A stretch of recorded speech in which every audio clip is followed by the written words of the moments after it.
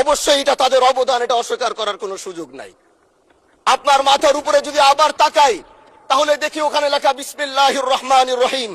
এই লেখা দেখলে আমাদের ভালো লাগে, এগুলো আমরা ফেরত পেয়েছি। সরকারি দলের প্রশংসা যদি করতে হয় তাহলে আমরা এইভাবে করব। যখন তাদের প্রশংসা করা দরকার আমরা দাঁড়িয়ে প্রশংসা করব, যদি তাদের কোনো ভুল দিকে সেটা দাঁড়িয়েও এই বেঞ্চের থেকে আমরা তাদের প্রতিবাদ করব। এটাই আমাদের কাজ। মাননীয় প্রধান, আলোচনায় অংশগ্রহণ করবেন মাদারীপুর 1 আসন থেকে নির্বাচিত মাননীয় সংসদ সদস্য জনাব সাইদ উদ্দিন আহমদ হানজালা। আপনার সময় 7 মিনিট। ধন্যবাদ। আসসালামু আলাইকুম ওয়া রাহমাতুল্লাহি ওয়া বারাকাতুহু। মাননীয় স্পিকার, আপনাকে ধন্যবাদ। আজ জাতীয় সংসদে আপনি আমাকে কথা বলার সুযোগ করে দিয়েছেন। প্রথমে আমি আমার অঞ্চলের মাদারীপুর 1 শিবচরের প্রত্যেকটি মানুষকে আমি আন্তরিকভাবে স্মরণ করছি, যারা আমাকে এই জাতীয় সংসদে পাঠাবার জন্যে তারা সংগ্রাম করেছে, আন্দোলন করেছে, ইনসাফ প্রতিষ্ঠার সেই আওয়াজগুলোকে জাতির সামনে তুলে ধরে তারা আমাকে এই জাতীয় সংসদে পাঠিয়েছে। এই জন্য আমি তাদেরও কৃতজ্ঞতা জানাচ্ছি। আল্লাহ পাকের কাছে শুকরিয়া আদায় করছি। জীবনে অনেক জায়গায় কথা বলেছিলাম, কারণ আমরা যেখানে দাঁড়িয়েছি, বিশেষ করে আমি আবারও স্মরণ করতে চাই, বাংলাদেশ খেলাফত মজলিস থেকে আমরা 2 জন নির্বাচিত হয়েছি, তার মধ্যে আমি একজন। এজন্য এই দলের প্রতিষ্ঠাতা শেখুল হাদিস আল্লামা আজিজুল হক রহমতুল্লাহ আলাইকে আমি এই জাতীয় সংসদ থেকে স্মরণ করছি, এবং এই দলের যিনি এখন বর্তমানে প্রধান, আমাদের দলীয় প্রধান আল্লামা মামুনুল হক দামাত বারাকাতুহুমকে কৃতজ্ঞতা জানাচ্ছি। তিনি আমার উপর আস্থা এবং ভরসা রেখে আমাকে নমিনেশন দিয়েছিলেন। মাননীয় স্পিকার, তার সাথে সাথে আমি স্মরণ করতে চাই, আমি যেই আসন থেকে নির্বাচিত হয়েছি সেই আসন থেকে বাংলার ঐতিহাসিক একজন নক্ষত্রের জন্ম হয়েছিল, যার জন্ম না হলে 1947 সাল হতো কিনা, তাদের আন্দোলন না থাকলে জানি না। কারণ তিনারা নিজের জীবনকে বাজি রেখে ব্রিটিশ বিরোধী আন্দোলন করেছেন, এবং আল্লাহ পাকের কাছে অশেষ শুকরিয়া জানাই যে সেই ব্রিটিশ বিরোধী আন্দোলনের অন্যতম একজন নেতা হাজী শরীয়তুল্লাহ রহমতুল্লাহ আলাইহির সেই বংশের সন্তান হিসাবে আল্লাহ আমাকেও কবুল করেছেন।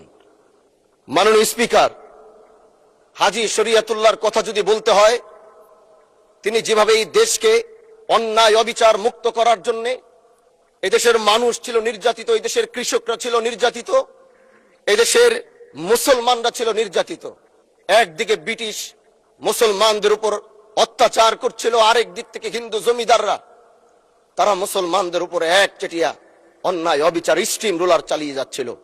তখনই এই বাংলার বুকে হাজী শরীয়তুল্লাহর আগমন হয়, এবং তিনি ইনসাফ প্রতিষ্ঠার যে সংগ্রাম শুরু করেছিলেন, সেই সংগ্রামের মধ্য দিয়ে আসে 1947 সাল, এবং সেই 1947 সাল পাওয়ার কারণেই আমরা 1971 সাল পেয়েছি। হাজী শরীয়তুল্লাহরা যদি 1947 না এনে দিত, তাহলে আমরা 1971 সাল পেতাম না। মাননীয় স্পিকার, আজ দাঁড়িয়েছি শুধু শিবচরের কথা বলার জন্য নয়, আমরা একটি বিশাল কমিউনিটি থেকে বিলং করি। আমরা দেশ ও জাতির কণ্ঠ হয়ে কথা বলার জন্য জাতীয় সংসদে এসে দাঁড়িয়েছি।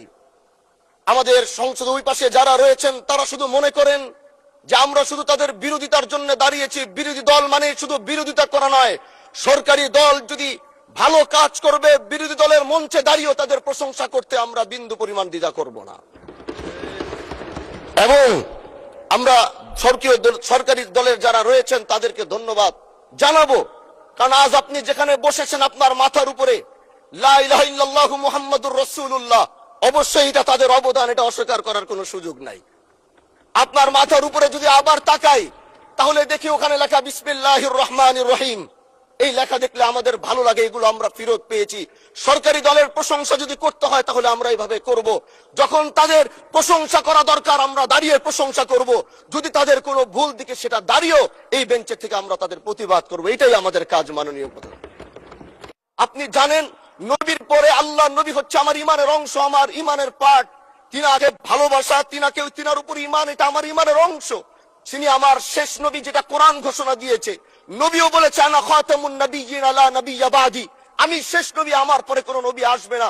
কিন্তু মাননীয় স্পিকার, দুঃখের সাথে বলতে হয়, বাংলাদেশে এরকম একটি পার্ট রয়েছে, যেই পার্টের এক অংশ মানুষ, তারা নবীকে অস্বীকার করে, তারা মুসলমান দাবি করে। এবং এই বিষয়ে অনেকের ধারণা আছে, তারা জানে এই আন্দোলন করতে গিয়ে অনেক মুসলমানকে রাস্তায় শহীদ হতে হয়েছে, আন্দোলন করতে হয়েছে। স্বাধীনতার পর থেকে আজও সে আন্দোলন চলছে, কিন্তু আজও পর্যন্ত সেটা পাইনি। আমি মাননীয় প্রধানমন্ত্রীকে বলবো, আপনি বাংলাদেশে একটি ইতিহাস রচনা করে যাবেন। আপনার মাধ্যমে যদি এটা স্বীকৃতি পায়, যারা নবীকে অস্বীকার করে তারা কোনোদিন মুসলমান থাকতে পারে না, এটা আইনের মাধ্যমে, এটা বাংলাদেশের পার্লামেন্ট থেকে ঘোষণা হবে, সেটা আমরা চাই। মাননীয় স্পিকার, আরেকটি কথা, আপনি জানেন আমরা আমাদের নবীকে সবচেয়ে বেশি ভালোবাসি, যিনি আখিরি নবী, যাকে বলা হয়েছে ওয়ামা আরসালনাকা ইল্লা রাহমাতাল লিল আলামিন। আমরা বারবার দেখছি কিছুদিন পর পর কারা যেন কিভাবে এসে আল্লাহ নবীর শানে কটূক্তি করে, নবীকে নিয়ে অশ্লীল ভাষায় গালিগালাজ করে, নবীর শানে কটূক্তি করে। এই আন্দোলন, এই সংগ্রাম করতে গিয়ে আপনিও মাননীয় স্পিকার দেখেছেন, রাস্তাঘাটে আন্দোলন করতে গিয়ে কত মানুষ মৃত্যুবরণ করেছে। যদি একবার বাংলাদেশের আইনে, কারণ মুসলমান যদি আমাদের বাংলাদেশের পার্সেন্টেজ অনুযায়ী আমাদের অবশ্যই মুসলমানদের সংখ্যা এই দেশে অনেক বেশি। আমরা তো অন্য কিছু চাচ্ছি না। এই দেশের মানুষ নামাজ না পড়লেও যদি কেউ নবীকে কটূক্তি করে, তার কলিজা ছিঁড়ে যায়, সে রাজপথে নেমে যায়। আমি বলবো, যারা নবীকে কটূক্তি করে, নবীর নামে গালিগালাজ করে, এদের মৃত্যুদণ্ড, এই আইনটাও যেন বাংলাদেশের এই সংসদ থেকে পাশ করা হয়। মাননীয় স্পিকার, এই কথাগুলো বলতে গিয়ে অনেক কথা হারিয়ে যাচ্ছে। এলাকায় বলেছিলাম যে আমরা ন্যায়ের পক্ষে কথা বলবো, ইনসাফের পক্ষে কথা বলবো। তখন অনেকে হাত ধরে বলেছিল, হামজালা ভাই, জাতীয় সংসদে যখন যাবেন একটু বইলেন হাদি হত্যার বিচারটা যেন হয়। জি, 2 মিনিট বাড়ানো হলো, আরো বলেন। আজকে যে সন্তানটা ন্যায়ের পক্ষে কথা বলেছিল, ইনসাফের আওয়াজ দিয়েছিল, আমাদের মতোই যুবক, মাননীয় স্পিকার, তিনি এই যে স্বপ্ন বুনেছিল এক সুন্দর বাংলাদেশ করবার, রাস্তার ভিতরে সেই স্বপ্ন থামিয়ে দেওয়া হয়েছে। এই বিচার যদি না হয়, তাহলে আমাদের মতো আন্দোলনের নিরাপত্তাও রাস্তায় কেউ দিতে পারবে না, মাননীয় স্পিকার। এজন্য আপনার মাধ্যমে আমি বলতে চাই, হাদি হত্যার বিচার যেন সুনিশ্চিত করা হয় মাননীয় স্বরাষ্ট্রমন্ত্রীর মাধ্যমে। মাননীয় স্পিকার, আর একটি কথা, আমি আর বেশি লম্বা দীর্ঘ আলোচনা করব না।